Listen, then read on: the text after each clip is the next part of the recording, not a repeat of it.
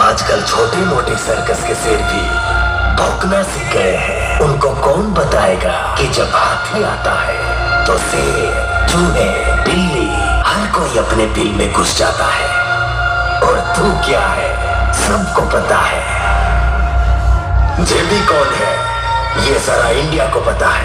इसलिए तो कुछ सर्कस के शेर पीछे पड़े हैं थोड़ा सा वायरल होने के लिए। उनको कौन बताएगा कि जेबी कोई घंटी नहीं है, प्रोफेशनल सेटअप है।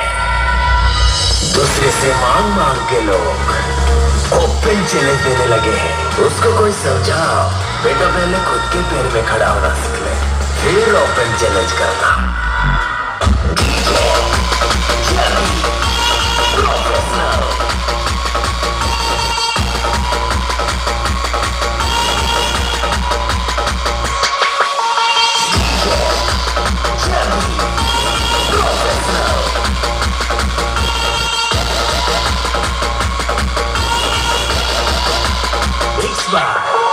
DJ Rocky. तू मुझसे कॉपी करके इतना कर रहा है तो सोच, मैं तो ओरिजिनल हूँ, मुझ में कितना अकड़ होगा।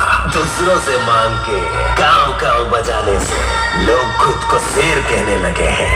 उनको कौन बताएगा कि प्रोफेशनल और चुंगा वाला में जमीन आसमान का फर्क है। हम प्रोफेशनल है, योनी चुंगा वालों से कंपटीशन नहीं करते।